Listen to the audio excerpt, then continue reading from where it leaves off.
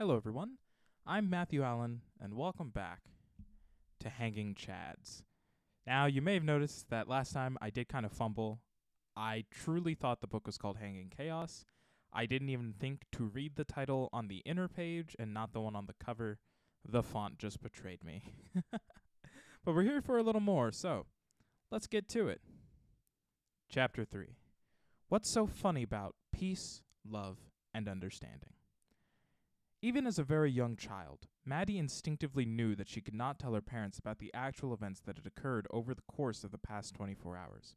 She would rehearse her story without being asked. They had dinner of chicken and vegetables. They watched a Hallmark movie, the synopsis of which Maddy would always memorize in the event of an inquisition. She bathed, read a Bible passage, prayed, then went to bed. This, or some variation thereof, is the story that she would tell her parents week after week as Personality Crisis by the New York Dolls or some similar musical delight echoed throughout her brain. And they always bought it. Deception of her parents was as delicious as last night's Twinkies, she would gleefully think to herself. Maddy was 12 years old during the 2000 presidential election. Her parents were, of course, die-hard Bush supporters, although they never really bought into the concept of compassionate conservatism. Her aunts and uncles supported Gore, having no other viable option. Maddy became intrigued by the differing political and societal opinions that surrounded her, and began reading news reports at her school library, as she knew that she could not bring that material home, from various sources and critically thinking about what reports made sense and which did not. Even at that age, it did not take her long to realize through basic thought and common sense that the news that she was subjected to every evening with her parents was nothing more than made up bullshit designed to tap into the frightened moral majority's emotions so that they would become addicted to this daily infusion of toxic, self-fulfilling rhetoric. Like a junkie, the mindless and emotionally charged audience would dutifully tune in, eager for their next fix, and the advertising dollars would pour into the propaganda peddlers like wine from Christ's goblet. To Maddy, it was simply obvious that these vicious and hateful diatribes were as fake as the mist that she was forced to endure at church. It was all just a made-up story, not unlike her beloved Disney movies, except for Cinderella. That shit is real. Maddy would try to discuss actual facts and scientific information with her parents to counter the fantasy that was being ingested by them. Those conversations did not go well, and would typically end by her father saying that he wasn't going to raise a feminazi, because he possessed no original thoughts, and her mother saying that she would be nothing more than a godless whore if she did not subscribe to what it meant to be a Christian and true American. But Maddy would persist over the years, to the point of her mother calling her demonic and beating her with a yardstick as she yelled blasphemy. The pain Maddy felt from these mental and physical beatings was real and had an impact on her body and on her spirit. Maddy's eyes would well up with tears as she would rapidly ascend the staircase, fling open her bedroom door, and crash, front first, onto her bed. Tears would stream down her face uncontrollably as her developing mind would desperately search for answers to her plight. The end result of that election did not sit right with Maddy, and her young mind struggled to reconcile it. She, like many Americans, couldn't quite put her finger on it, but it just didn't seem quite fair. And what the fuck were hanging chads? How could something so insignificant be so destructively significant as to influence the outcome of a presidential election? Yeah, that shit's just wrong, Maddy would say. We gotta get rid of these hanging chads. They're fucking up our world. Maddy began 8th grade when she was 13 and was assigned a school project with a classmate named Edward. Maddy innocently invited Edward to her home after school to begin the project. Maddy and Edward entered the home and was greeted by her mother's look of shock, then quiet disapproval. Maddy began to timidly explain. This is my friend, Edward, and we have a class project to do. Is that okay? Very well, her mother tersely said. Just leave your bedroom door open. Okay, Maddy agreed, although she didn't understand the purpose behind her mother's demand. Upon her father's arrival home, Maddy asked if it would be okay if Edward stayed for dinner. Her father looked up briefly from his news program, looked at Edward, and in an emotionless tone said, No, Maddy, it's best he run along home now. Edward and Maddy made plans for their next project session, then said their goodbyes. I don't understand. Why couldn't Edward stay for dinner? Maddy inquired. Her father looked at Maddy with this long face and sunken gray eyes and stated in a dry, matter-of-fact voice, It's best he stays with his own kind, just as you must stay with your own kind. Maddy, don't you ever invite another into this house again. Maddy was in shock. She began thinking to herself, Okay, I get that they have some messed up beliefs and they're pretty isolated from everyone except the church people, but Maddy started thinking about the church's congregation. They were all white. Almost all of the hosts and commentators on their news programs were white. There was that time that her mother immediately left the family gathering at Aunt Blair's house when she saw that Patty had brought along a black friend. Holy shit, Maddy realized. This shit's worse than I thought. I'm being raised by fucking douchebag racists. At this point in her life, Maddy instinctively rebelled and began seeking out anything and everything that ran counter to her parents' indoctrinated beliefs. She wore nothing but black. She dyed her hair black. She would put on black lipstick and eyeshadow as soon as she arrived at school. She poured through Patty's CD and record collection, gravitating toward darker artists like Baja, Sister of Mercy, and The Cure, and aggressive punk bands like the Dead Kennedys and Black Flag, which she would play loudly in her bedroom. What could her parents do about it? Berate her? Beat her? There was nothing more than a continuation of her current life, so who really cared? She was numb to it all.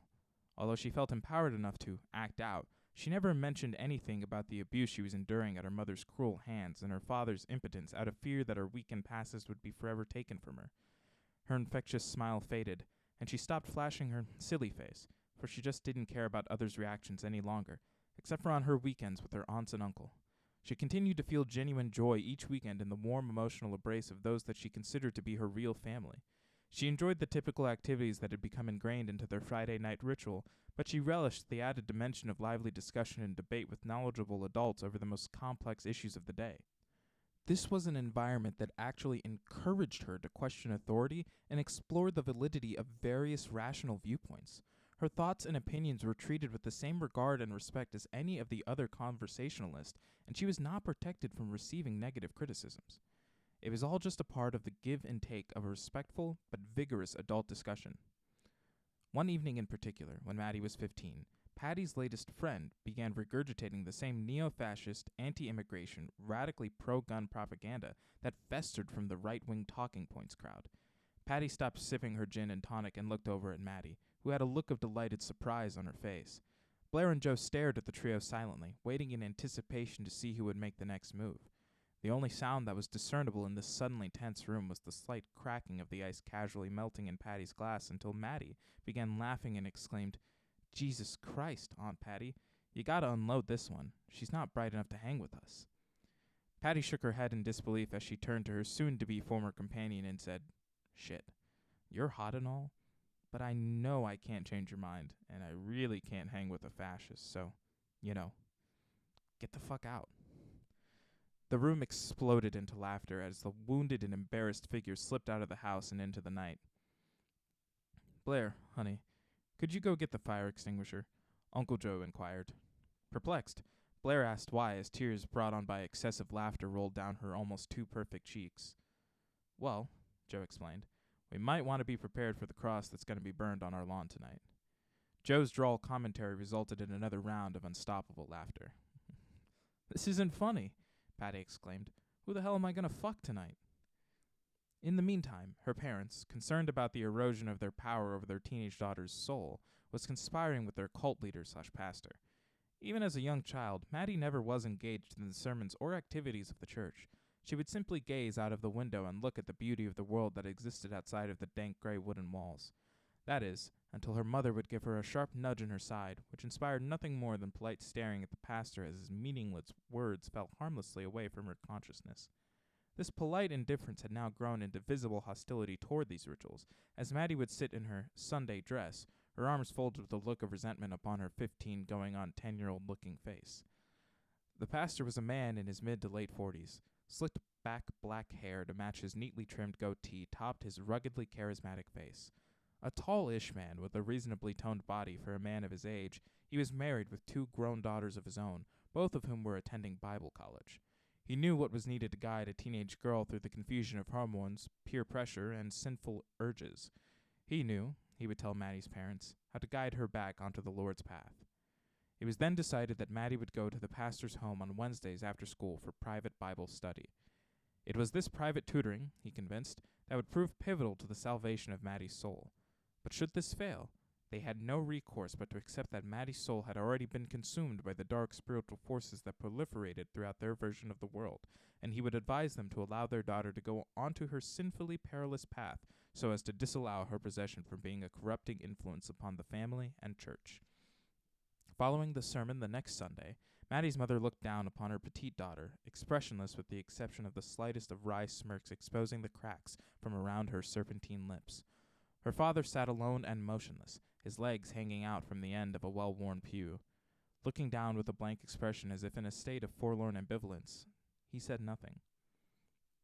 "Madeline," her mother began with frigid condescension, "a decision has been made.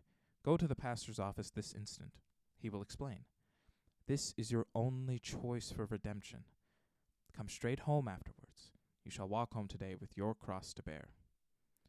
Maddy walked slowly and with trepidation to the pastor's office and walked in through the open mahogany door. She found herself alone in a room that did not resemble the rest of the church in the slightest. Instead of dark lighting and drearily faded paint that hid much of the disrepair that many of the floors, walls, and pews were in, his office was bright, colorful, and downright opulent. The furnishings in the sitting area were in the best of condition and made from the finest materials. His desk and office chair were enormous and took up a third of the generously spaced room. There were many pictures of the pastor with supposed dignitaries. Maddy recognized many of the faces as right-wing commentators and politicians or from press conferences from outside of a courtroom to protest their latest charges as being a political witch hunt or patriotic prosecution. Maddy felt ill looking at these smiling white men that she knew would never serve the time they deserved for their crimes against humanity and our country. She was alone in the belly of the beast. Her stomach sank further and began to tighten as she could sense him creeping up behind her. She emotionally recoiled as she felt his meaty and sweaty hands fall upon her delicate shoulders, and she could feel him grow as he subtly pressed his body against her backside. The trauma of this experience was complete for Maddy even before the pastor began speaking in a soft, predatory tone. "Madeline, thank you for coming to see me." Maddy didn't like the way the word coming oozed out of the pastor's mouth. He continued in a soft tone with a methodical pacing, ensuring to drag out almost every word. "Your parents are fine, God-fearing people and true patriots in our congregation. And although it may not seem like it to you now, they have your best intentions in their heart. They want so badly to be proud of you, and I know that you want them to be proud of you. Every little girl longs for the respect and love of their parents. Isn't that right, dear?" Maddy knew what was happening and feared for what was about to happen. At the tender age of 15, it was a sad commentary on her society that one as young as her must be well versed in the manipulative tactics of molesters and rapists. She knew that she was in danger and was mentally and physically frozen by the situation that she found herself in. Fighting back the tears that had begun welling under her now dejected green eyes, she was able to say in a subdued and trembling voice, "Yes, sir." "Good. That's so very good," the pastor continued as he began suggestively pawing Maddy's tightened shoulders. "I know you want to be a good girl for your parents, your church, and for me, don't you?" "Yes," Maddy stammered, her mind racing to find an escape route. Her mind was screaming, "Just run," but her body would not cooperate. "Good. So, your parents and I have decided that it would be best for you and I to begin having private Bible study together. Just you and me. Won't that be fun? Every Wednesday after school from 3:30 to 5. During our sessions, you will learn how to resist the temptations of this sinful world and get you on the Lord's path once again. And," he stated in a light snicker, "I know it's a bit naughty, but perhaps, if you don't tell your mother, perhaps you and I might share some ice cream together. Wouldn't that be nice? I know how you love having ice cream with those you care for." Fear immediately turned to anger. "That fucking tears it," Maddy thought in an eternal scream. "It's one thing for this fucking perv to want to rape me. It's quite another to use my love of eating ice cream with my beloved Uncle Joe to do it." A wave of fortitude swept over Maddy as she quickly pulled away from the pastor's intrusive touch and turned to face him while wiping the last remnants of tears from her enraged emerald eyes. "Yep, got it. Every Wednesday after school. Looking forward to it. See you then." Maddy hastily left the room, walking as quickly as her size 6 feet would go. She left the church and thought, "Oh, I'll bear this cross all right. I'm going to bear this cross the entire walk home, and when I get home, I'm going to bury this fucking cross up that bitch's fucking ass." Maddy entered her parents' house in a torrent of rage, flinging the front door open and closing it so violently so as to shake all of the rummage sale purchased religious paintings and decor. Her mother, seeing the intensity on her daughter's contorted face, hastily stood up and began saying, "Madeline, what is the meaning of—" At which point, this petite girl, who now resembled a cuddly rag doll crossed with Linda Blair at her exorcist finest, said to her mother in a low, sinister voice, "No, no, no. It's my turn, bitch. I understand you people are fucking nuts. I get that. But what I didn't get is that you were so fucking brainwashed that you would serve your own daughter up to a fucking pedophile. So, here's how it's gonna be. I'm never going to that douchebag's house, and I'm never going back to that cult you call a church ever again. You got that, bitch?" Maddy's father sat motionless in his 12-year-old tan recliner. Looking down and ensuring not to make eye contact with either combatant, he would not help but to display the slightest of congratulatory grins. Incest, the woman who gave birth to her, picked up the conveniently located yardstick, raised it, and swung with the intent to strike her young daughter as she had done so many times before for the slightest of infractions. But this time, the result was different. Instead of landing on her daughter's backside with a loud slapping sound, the sound came earlier as a result of landing in Maddy's delicate-looking but forceful hand. Maddy clenched the end of the yardstick that she had snatched from midair, ripped it from the woman's grip, tossed it across the room, and said in a low but intense voice, "Never fucking again. Do you understand me, you fucking bitch? Never fucking again." For the first time in Maddy's life, Maddy witnessed this woman express emotion on her callous face, and that emotion was fear. This woman that Maddy had always needed to cower from due to the mental and physical abuse that she had endured by her hand was now afraid of her. Maddy experienced a wave of an emotion that she had never felt before. It was an odd combination of joy, strength, and assertion. She had never felt so substantial in her life, and she liked it. Let's go to your room right now, young lady, and you pray that Jesus can rid you of that demon inside of you," the woman guardedly and meekly stammered. Maddy's eyes welled up with tears as she rapidly ascended the staircase, flung open her bedroom door, and crashed, front first, onto her bed. The tears were streaming down her face uncontrollably as she let out the most maniacal laughter that she had ever experienced. The laughter ended as the realization of what she had just done to the one person who had total legal control of her settled in. "Oh, fuck," she thought. "She could send me away. She could have me committed. Or worse. I gotta get the fuck out of here." Hastily, she haphazardly threw clothing into her backpack, grabbed her purse, and prepared to exit through her second-floor bedroom window. Just before her departure, she caught a glimpse of her bookshelf. Nope, can't leave that behind. Maddy scurried down the truss on the side of the porch and began walking toward Aunt Blair and Uncle Joe's house, her DVD copy of Cinderella firmly in tow. Maddy appeared at her beloved family's doorstep, shaken by fear and rage. Uncle Joe answered the door and saw the purse, backpack, and pleading demeanor in his precious niece's green eyes, and knew instantly that some bad shit had just gone down. Joe immediately stated in an understanding tone, "Get your fucking ass in here, Buttercup. Anyone following you?" I don't know," Maddy stammered. "Blair, honey, why don't you call Patty? I think we're gonna need her. And tell her not to bring along a friend. This is family business." The next hour was the most painful and tormenting hour that Blair, Joe, and Patty would ever experience. They listened with guilt-ridden horror as Maddy recounted everything that she had experienced in her life. The constant suppression, the degradation, the beatings. Everything came out, culminating with the latest episode of beginning to be groomed for molestation and her epic confrontation with her mother. Silently, they all stood up, went over to their beyond her years mature niece, and embraced her in a mournful recognition of what this majestic creature had endured right under their noses. Each of them, Blair, Joe, and Patty, tears streaming down their hardened, enraged faces, embraced her so tightly that it was as if they were trying to absorb Maddy's suffering and take it upon themselves. They would never forgive themselves for having allowed this and apologized to Maddy profusely for being so blind to her plight. Maddy pleaded with them to not feel guilty. She had not told them because of her intense love for them and of her fear that her unhinged mother would find a way to keep them away from her if she ever told.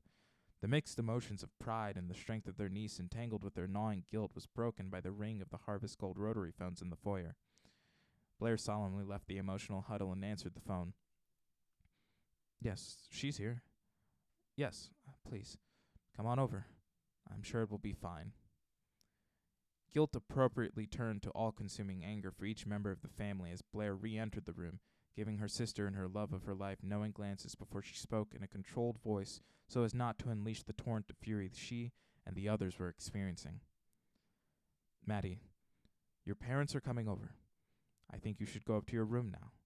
We have some things to discuss with them. And do not worry. You are safe, my dearest. Fuck yeah, she is. Joe began to express, his voice becoming louder before Blair raised her hand and calmly said, Joseph, please sit down. There will be a time, but that time is not now. Heeding his wife's guidance, and somewhat of a warning, Joe went to his chair, sat down, and smoldered, just waiting for the moment his wife would give him the clearance to erupt. Maddy trudged up the staircase as was requested of her and thought to herself, oh fuck, this is gonna be good. There was a knock at the door. Blair answered and greeted Maddy's parents politely. Maddy's mother entered the room and guardedly, but with assertion, her slug of a husband just barely behind her as if he was using her as a shield for what he knew was about to be brought down upon him. It was a warm September evening, but not so warm that air conditioning was needed. The windows were open to let a fresh breeze of air in. The Argento's home felt sub-zero. Maddy's mother sensed that the mood of the room was as cold as her own heart, and politely stated with what appeared to be a slight smile of consolation, Good evening. We're sorry to have bothered you. If you'd be so kind as to call for Madeline, we'll just be on our way. Blair raised her hands outwardly and at hip level, her delicate forefingers pointed out in order to preempt any reaction from Joe or Patty as if conducting an orchestra. Before you go, won't you have a seat? I think we have some things to discuss with you. Blair stated in a constrained voice and with a smile reserved only for a female praying mantis prior to eating its mate's head. Understanding the situation that she was confronted with, Maddy's mother went on the offensive. She began speaking softly, but with a great crescendo with each uttered statement, ending with the manufactured uplifting clamor of the most charismatic of televangelists. Now, look here. She is our daughter, and we shall raise her as we see fit. My only regret is that I've allowed her to fall under the influence of such people throughout her life. We will see to it that her soul is saved. We will see to it that her faith in God and country is restored. We will see to it that she attends our church and receives personal guidance from our most glorious pastor. And we will see to it that she never is in the presence of heathens such as you for as long as I walk this earth. There was the sound of slow, mocking applause coming from the corner of the room. Joe lifted his head as he clapped. Blair and Patty, who had been standing in front of Joe as a human safeguard against the carnage that they knew Joe could unleash, silently and knowingly parted, allowing a direct line of sight between Joe and this most vile of women. He stood, silently walked to the slightly trembling mother, and stopped 5 inches from her face. In a low, barely discernible growl, he stated, You will now listen to me, and you would be wise to listen to me and believe everything that I am about to say. If anyone ever harms that child in any way, I will tear them apart with my bare hands, and, as my God is my witness, listen to me now and believe me, I will tear them apart. I will gladly spend an eternity in hell for sending you there with me. Believe me. And I'll send that worm of a husband there too, just for the fucking kick of it. Now, what you gonna do, bitch? Maddy's mother was frozen by the fearful realization that what this enraged man was uttering was true. But she would not back down. She was in control and would not relinquish it to this blue-collar infidel. She parted her lips to begin speaking when a soft but forceful voice broke the tense silence. Stop this. Stop this now. We all have Maddy's best interest at heart, so perhaps we can reach a compromise? Patty said while looking at her little brother's haggard face. Patty and Blair looked upon their little brother, a small and defeated man whom they once looked after as a child, 5 and 6 years their junior. The boy who was always a bit less than smart but always had the best of intentions. The boy who constantly got his lunch money stolen. the boy who would be laughed at as he entered a classroom with ill-fitted clothing. They had protected him from the bullies who had aspired to take his lunch money or humiliate him just for the adolescent fun of it. They were his guardians and role models. Upon his return from the service, with congratulatory brain trauma, they assisted him in finding employment and a new apartment. But once he met the woman who was to be his wife and he became indoctrinated into the world of cult propagandists, they had no choice but to write him off. Despite multiple attempts at reason, they determined that he was simply no longer salvageable, and they did not speak to their brother except for infrequent occasions, until Madeline entered the world. They all witnessed this miracle of strength, beauty, and spirit in this small infant and were determined to resolve their differences with their brother and his wife on her behalf. Yes, a compromise, the lanky man stated as he climbed from out of his chair and stood next to his rigid wife. This has gone on far enough. Maddy needs all of us in order to be the God-fearing person we all want her to be. Well, kinda, Patty stated until Blair abruptly cut her off. Yes, a compromise. Let's just all sit down and come up with a solution that will be in the best interest of everyone involved. Maddy's mother sat in the corner, her lips clenched so tightly that they were nearly invisible. She did not speak a word as the principals of this newly formed alliance began negotiating the terms of Maddy's adolescent life. There was give and take between the parties, with Maddy's parents insisting that they continue to play a role in their daughter's spiritual development. An agreement was reached, and hands were cautiously and frigidly shaken to seal the deal, except for Joe. Nope, I ain't gonna shake nobody's hand. This deal ain't done yet. Maddy has to agree, or the deal is off. This is her life, and she gets final say. Anybody got a problem with that? Maddy's parents silently nodded their tacit approval as Joe yelled up at the ceiling. Come on down, Buttercup. We got some shit to talk about. Maddy descended the staircase and entered the room. Having changed out of her conservative Sunday dress, she was now wearing ripped black jeans and a black Damned t-shirt, both of which were hand-me-downs from Patty, who left cool clothes at her sister's house for Maddy to wear. She looked up reservedly at her Uncle Joe, her protector and guardian. She exhaled a sigh of relief as he gave her a knowing wink and slight smile. Madeline, her mother began to sternly say before being abruptly cut off by Joe. Nope, I'll tell her. Maddy, my dear, I think we've come up with a solution. But this is your life, and if you don't like these terms, we'll go back to the drawing board. You are free to express yourself here, and we want your input. Understand, Buttercup? Yes, Uncle Joe, Maddy stated with a newfound sense of ease. Everyone took a seat and monitored Maddy's reaction as Joe outlined the details of the plan. Here's the deal. Numero uno. You never will have to go to your parents' church, he sarcastically emphasized, or see their douchebag pastor ever again unless you want to for some fucked up reason. Numero tuo. Maddy loved that her uncle was using their mutual love of their favorite Monster Vision host during this presentation, as it placed an emphasis on their bond and was a clandestine fuck you to her parents. You will stay the full weekend with us, from Friday night through Sunday night, unless you got shit going on with your friends. And we're all going to basically do whatever the fuck we want to do. Except, your parents insist that you attend Blair's church with her each Sunday morning. And, well, maybe I'll pull my old ass out of bed and go once in a while too. Blair looked at her conciliatory husband with bemusement as she had tried to get Joe to go to church with her for their entire relationship. Despite the church that Blair, and Patty when younger, went to was very liberal, as churches go, Joe never placed any trust in organized religion. He always said, nope, I got no reason to talk through a fucking middleman. If I got something to say, I'll say it directly to the man himself. Numero 3. Monday through Thursday, you will stay with your parents and you will have private Bible study with your mother for 1 hour each evening. That, we decided, would give everyone the opportunity to give you information that you can then use to decide who you are as a person. Maddy scrunched her slight round nose at this suggestion, but said nothing. Numero 4. No one, and I mean no one, Joe stated in a raised voice while staring glaringly at Maddy's mother with her corpse-like rigidity on full display, will ever lay a hand on you again. And, as God as my witness, there will be hell to pay. We will see to it that you will be able to legally stay with us until you are grown, because these motherfuckers won't be in any condition to look after you anyway. So, that's the deal. What you think? Maddy scanned the room and looked at the faces of everyone there. Blair, with her intensely calm face, offering her solace. Patty, wearing a wry grin as if to say, "You fucking got him, Mads."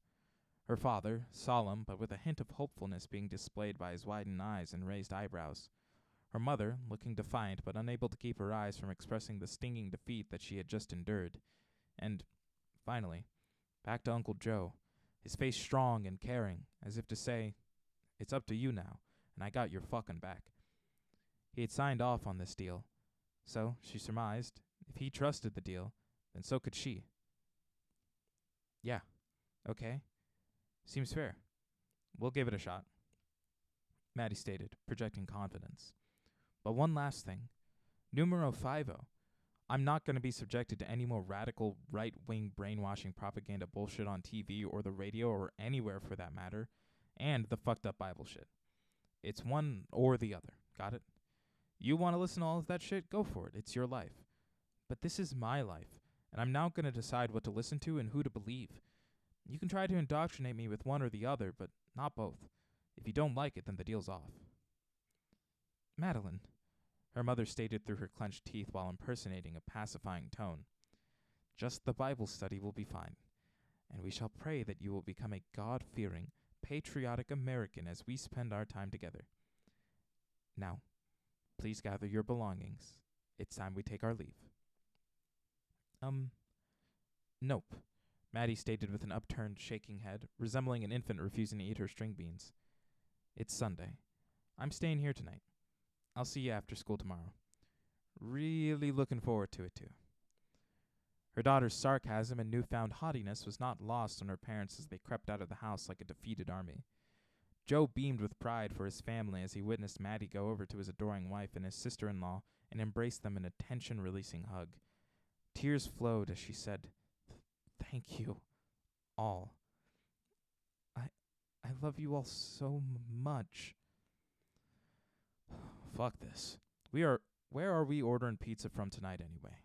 Joe dryly inquired to the response of laughter from his loving family, immediately replacing the almost visible stress of the evening with relief and pure, unconditional love. Chapter 4. Teenage Rampage.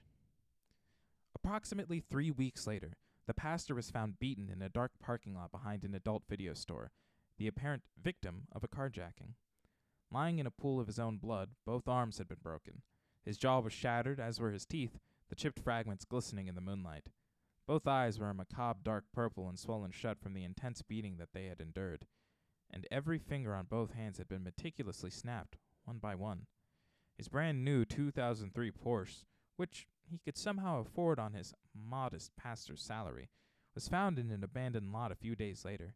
Its decimated appearance was much like that of its owner, who was lying in a hospital bed recovering. The pastor would never be able to have full use of his hands again. The perpetrator was never found. A day later, news reports flashed throughout the homes of Madison with details of the gruesome discovery. It was a Friday evening, and Maddy was in her customary position on the dark green couch next to her Aunt Blair, watching the news with her and her uncle before the evening's more raucous proceedings would begin. Blair was knitting a sweater for the Chihuahua, Rascal, who was sleeping on Maddy's lap enraptured by the gentle caress of his belly. The news report of the beating came across the screen. Blair never looked up from her task. Upon hearing this news, Maddy's eyes darted and connected with those of her uncle. Seeing that she had her uncle's full attention, Maddy flashed her uncle a slight mischievous grin, as if to say, "Fuck 'em," and her Uncle Joe mirrored her expression and sentiment. It was just the two of them silently communicating with each other until Joe said, "Come on, Buttercup. Let's see if we can't find some ice cream." Maddy enthusiastically bounced to her size 6 feet and giggled as she followed her uncle's powerful frame through the home's foyer and down the short hallway between the living room wall and mahogany staircase. The hallway walls were adorned with family pictures, most of which would contain Maddy's beaming smile. From birth to her current age, there were images of Maddy in front of or, more frequently, mischievously peering from behind her aunts and uncle, as if she had been a pixie photobomber throughout her entire life. As they passed through the hallway, Joe can't help but glance at the pictures of his loving family and cherished niece that chronicled her development over these past 15 years. Now physically fully grown as she ventured to the edge of adulthood, Maddy stood at a less than imposing 5 feet 4 inches, or as Maddy would say, 4.5 fucking inches. Thank you very much. her petitely feminine, slender body remaining constantly toned despite the carb-and-sugar onslaught that it was forced to endure through Maddy's voracious appetite. Her round, modestly freckled face presented a small, slightly turned-up nose above her naturally mauve, delicate lips, and was framed by her flowing, blunt, bang auburn hair, cut straight at the eyebrows and slightly curled inward at the ends just above the shoulder, giving the appearance of a molten copper waterfall. Showcased within this kaleidoscope of perfect facial features were her fierce emerald green eyes that flickered through the constant batting of her lush sandy eyelashes. Sitting back on the couch next to her aunt with Rascal joyously lapping at her spoon following each silky bite of butter ripple, Maddy reflected on how fortunate she was to have such a caring and loving family, fully realizing that there were other children, especially girls and young women, who were left at the mercy of domineering parents and sadistic lovers, their pride and sometimes bones left shattered in their destructive wake. Her heart sank at the thought of what her life might be like without her affectionate support system, and an ember began burning that would later lead her to resolve to do everything in her power to defend others from society's most insidious inhabitants, just as her real family had done for her.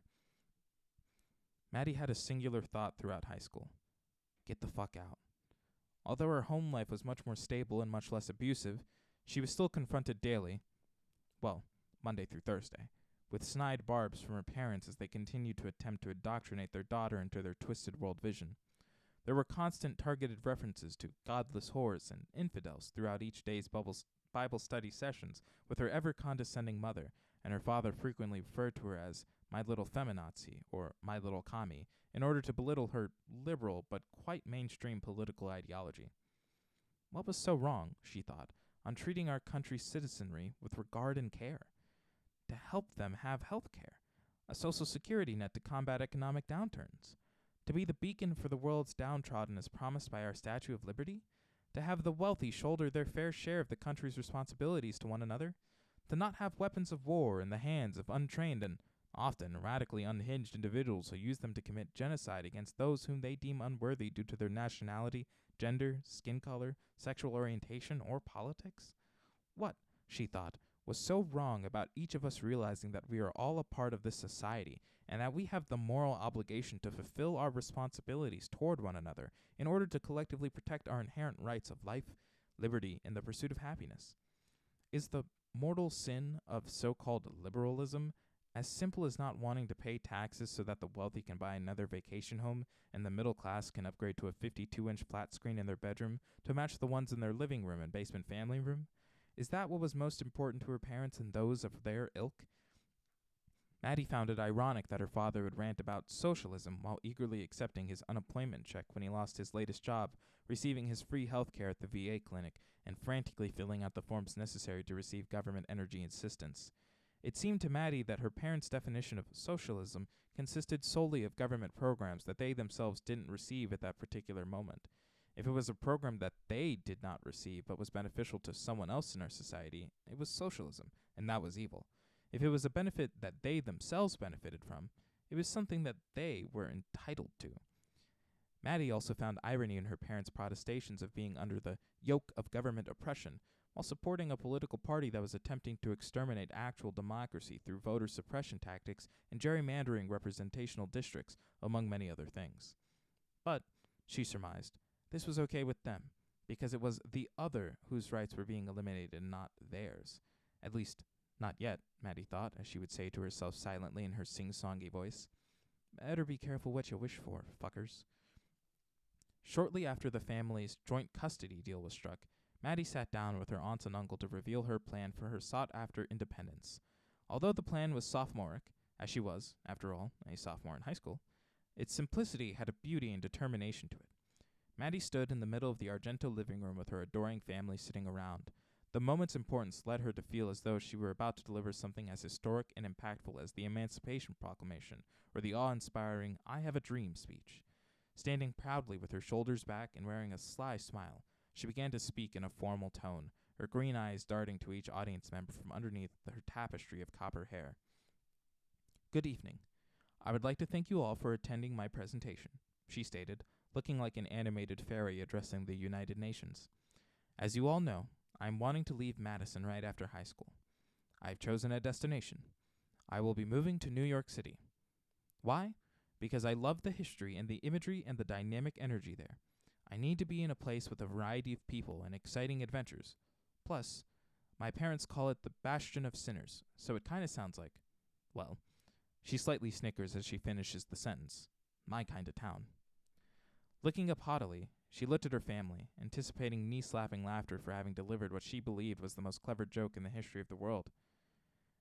Instead, she was greeted with an unenthusiastically delivered "But-a-bump, ching," from her Uncle Joe as he shook his head derisively. Blair just stared at her niece with widened eyes and a bewildered, open-mouthed smile. "Jesus Christ, Mads," Patty stated. "Don't quit your fucking day job. Leave the jokes to the professionals." "Okay, shut the fuck up. I'm not done yet," an embarrassed and slightly annoyed Maddy exclaimed. Regaining her composure, she began again.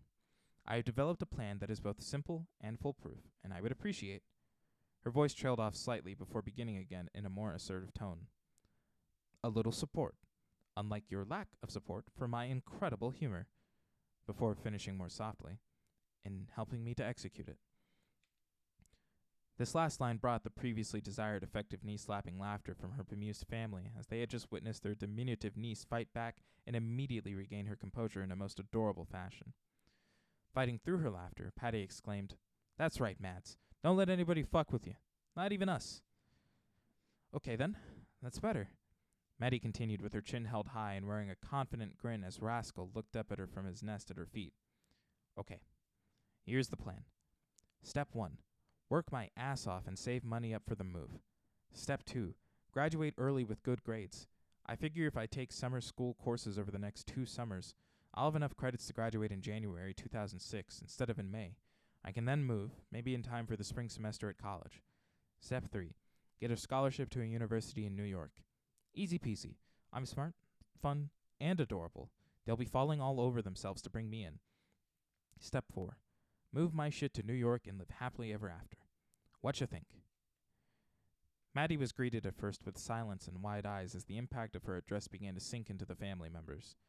Tears of pride began subtly welling up in each of their eye ducts as they dramatically stood and enveloped their niece in, first, applause, then their warm physical embrace as 6 loving arms wrapped around her petite frame.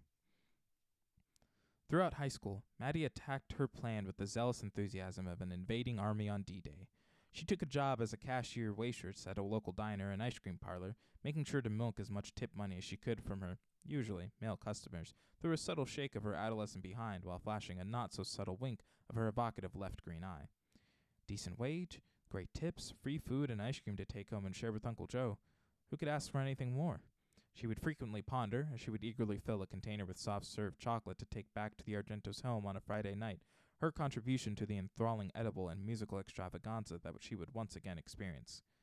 Maddy was very popular with the owner of the restaurant, as well as her co-workers, all of them female, their ages spanning generations from the 61-year-old owner to the middle-aged and teenage waitstaff. She could be a Lolita-esque seductress in her pursuit of generous tips, but then immediately turn into an effective, punishing enforcer of common decency should someone go too far in response to her flirtations. A pat on her behind or an overly suggestive or crude comment directed at her, or any of her coworkers, would be met by her elfin figure gliding back across the restaurant to the offender's booth. She would look down at this man-child and his posse, guffawing like the jackasses that they were, and say in a soft, almost enticing tone, "Hey, so, I know you think you're cute and all that, but I just want to tell you that you are insignificant to me, to this business, and to everyone in this business. So, if you ever do anything like that again in this place, well, let's just say that my saliva in your food will be the least of your problems. You got that, Chad?" The transgressor would visibly gulp and almost whisper through his now pale lips, I'm sorry. I didn't mean anything by it." "Yeah, okay. That's what I thought," Maddy would conclude as she glared at this emasculated puddle of a man with her non-blinking, raging green eyes. With each subsequent victory over an unsuspecting and hapless bully, Maddy's ember would burn brighter. Her increasingly glowing ember would continue to be strengthened during each Bible study session, which frequently needed to be rescheduled to the morning before school to accommodate Maddy's work schedule. Maddy's employment and socking money away, of course, did not sit well with her parents, who were completely unaware of what their daughter was planning to do with the money, and who saw this as yet another threat to their control over their increasingly rebellious daughter. They tried to force her not to work, at first through arbitrary orders to which Maddy would reply, nope, Gonna work. We'll have to reschedule your in-doc sesh. Just how it is. Then, by trying to cripple her financially by demanding she pay rent, Maddy would react with feigned histrionics. Oh, please, don't make me pay rent. I can't afford to pay. What are you gonna do, evict me? Oh, please don't evict me. Where on earth will this poor girl go? With a slight sinister grin, Maddy would then stare through her ever-weakening mother and say in a sinister tone, Yeah, evict me, bitch. Come on, do me another favor. Regardless of the time that the Bible study, or in-doc sesh, would be, immediately upon the clock striking the top of the hour, Maddy would jump up from her splintering wooden dining room chair and exclaim with fervor, Time's up, bitches. Maddy out. Maddy's parents, in reality, had no real reason to be disappointed in their daughter.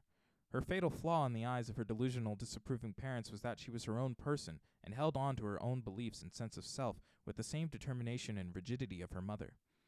Any set of rational parents in the world would beam with pride if they were raising a child such as Maddy. She held down a job of some responsibility at which she excelled. She never got into the typical teenage trouble of experimenting with drugs and alcohol, partially because she had little time for such exploits, but mostly because she was nearly impervious from the pressures imposed by her peers, as she viewed such activities as juvenile. Aside from a bit of awkward adolescent fumbling and groping, she was not sexually active. She was a nearly straight-A student, just missing out on magna cum laude of her graduation class to a female rival. Yeah, I know how she got that. She supplied the magna and the laude, and some perv teacher at the school probably supplied the cum. She would jealously pontificate upon hearing the news. Aside from a few petty feuds, she was well liked at school and had a wide array of friends from every walk of life that the city of Madison offered. She was kind to others and especially supportive of her classmates, who were frequently on the receiving end of public ridicule. As early as the spring semester of her sophomore year, it had become well known throughout the high school that if someone was cool with Maddy, it would be wise to leave that classmate alone or risk being subjected to public mockery, if not worse. It was not unusual for a pubescent classmate, regardless of gender, to open their locker and find unwelcome presents such as rotting food, jock straps that had been purposely soaked in urinals, or used tampons. For especially egregious classmates who simply refused to learn their lesson, a tip-off would be made to school security who, upon opening a locker, would find half-drank bottles of booze along with bizarre manifestos proclaiming violent intentions. Morning, Chad, Maddy would say with haughty derision as she strode past the crime scene, mockingly smiling at the security guard and the enfeebled classmate. Although everyone knew who was responsible, there was never any evidence, and the perpetrator would never be found, and the ember would burn just a bit more brightly. For every action, there is an equal and opposite reaction. Maddy was not a science buff, and therefore was not that familiar with Newton's third law of motion that basically says that any force can be undone. This was a lesson that Maddy, who was beginning to develop a slight immature arrogance in the wake of her various victories over her parents and deserving classmates, would learn in her junior year at the hands of upper-middle-class deviants and probable future Supreme Court nominees. Maddy, taking a rare Friday night off from the eatery and her family, walked into the pre-track meet and premature victory party with what she felt was deserved regal grandeur. She was greeted enthusiastically by her closest friends and other classmates as they yelled invitations to join them over the intense volume of the drivel of overproduced and completely unoriginal pop hits from 2005. Fuck, man, Maddy thought to herself. I need to call Aunt Patty, 'cause this shit's fucking lame. Seriously, people actually listen to this shit? Whatevs. Throughout the evening, Maddy was frequently offered drinks from the jubilant teens. Maddy always said, no thank you, not into that shit. But there was one boy, who happened to be the host of the party, who succeeded where others had failed. Not wanting to look uncool to her schoolgirl crush, she accepted the innocent-looking red Solo cup from this boy who was the best athlete at the school. He had a reputation as a ladies' man, especially with the cheerleaders, whom Maddy referred to as the brain-dead fake tit squad. Maddy had been infatuated with this boy all through junior high and high school. He was, in her mind, the physical embodiment of a prince. She, on the other hand, held absolutely no interest for him. But he knew of her infatuation, and she would always awkwardly avert her gaze away from him and blush when he looked over at her. And his friends knew of the infatuation as well. The same friends who had been subjected to her vigilante locker terror over the years. Tonight was the night that this stuck-up little bitch would get what was coming to her. After several sips from the cup, Maddy's world began to spin in a wide array of colors and images and sensations. She felt her body go limp, then be dragged into a heavy thump upon a soft surface. There was nothing but dark haze surrounding the fondling of her clothes and muffled laughter. What's going on? Maddy heard herself state, but the actual sound that came from her mouth was a barely discernible whimper. She opened her mouth to say no, but was stopped by something with the texture of a hard sponge being inserted into it. She bit down. Hard. Then, the muted screaming of anguish as she felt a blow against her left cheek. Several party attendees, who also happened to be some of Maddy's close friends, heard the screaming and general chaos and ran to the basement bedroom. Opening the door, they found Maddy half undressed, her skirt and top pulled up with her panties partially pulled down and her bra torn off. She lay, slumped over on the bed from the impact of the blow in a state of semi-consciousness, looking like an abused rag doll. "Listen, she asked for it, okay?" The host of the party stammered as two other boys feverishly and awkwardly were zipping up their pants, one pair of which had a significant amount of blood on them. "No one will believe her anyway. And even if they did, my dad's got connections. So just get the fuck out of here and take this little whore with you." Even in their still developing adolescent minds, the three teenage friends, 2 girls and a boy, were sophisticated enough to realize that he was probably right.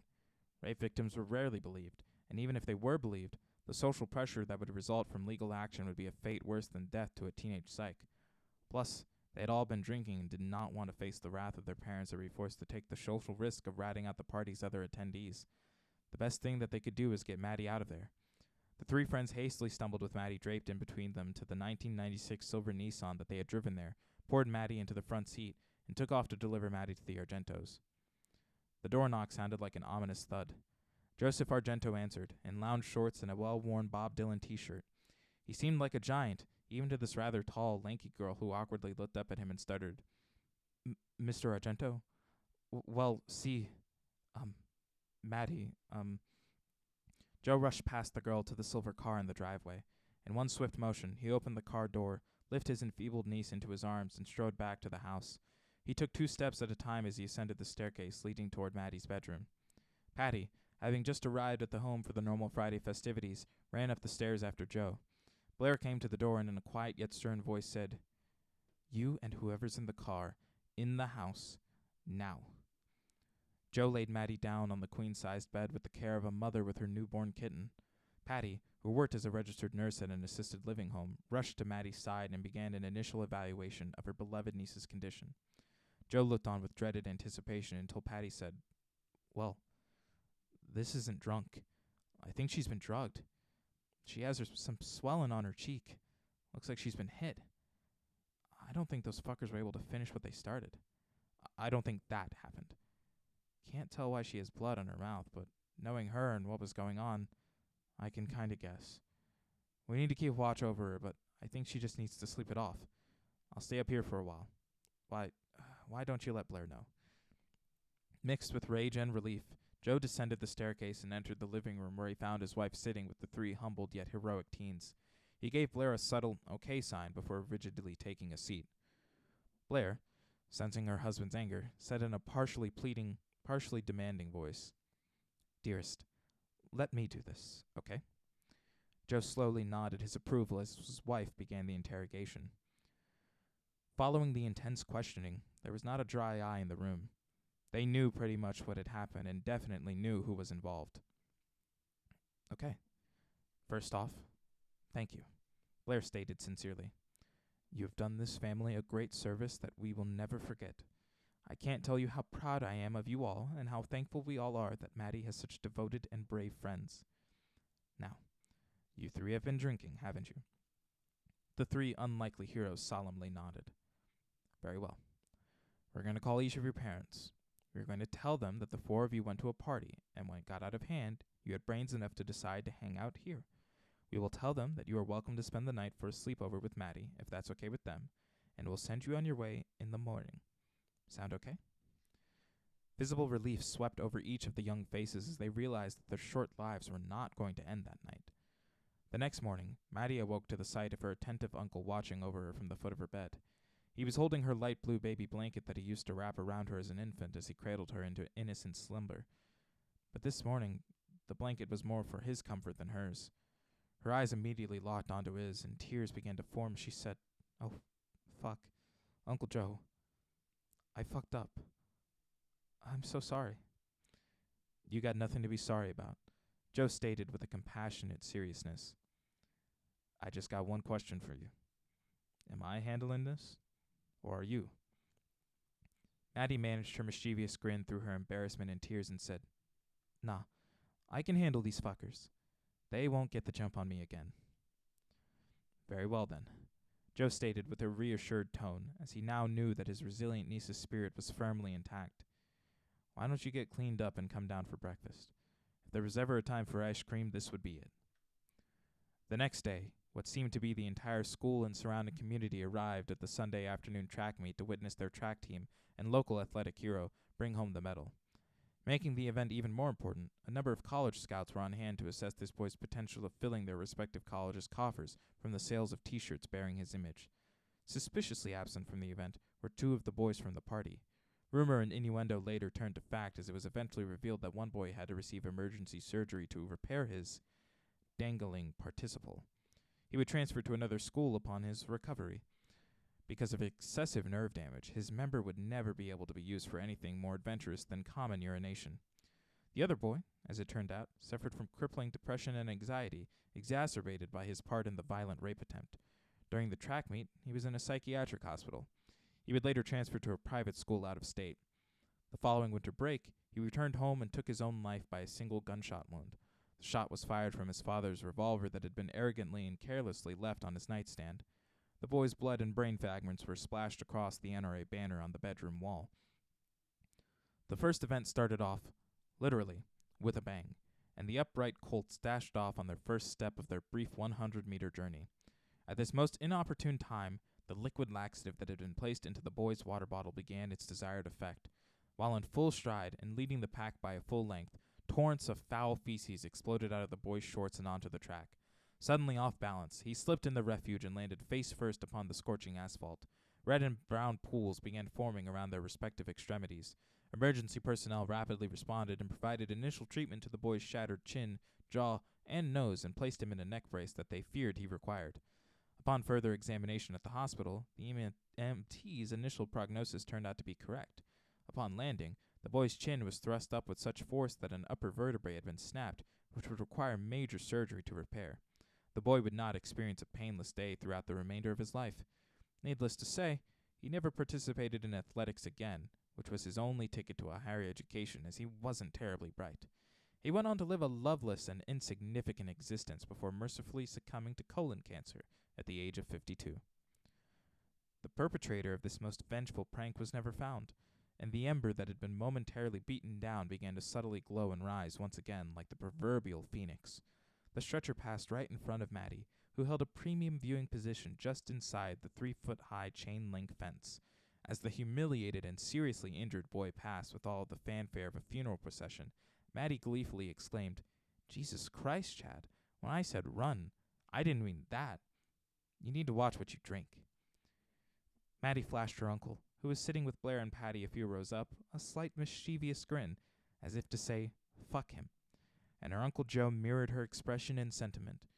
It was just the two of them, silently communicating with each other until Joe came down to the fence, put his arm around his prideful niece and said, "Come on, Buttercup. Let's see if we can't find some ice cream."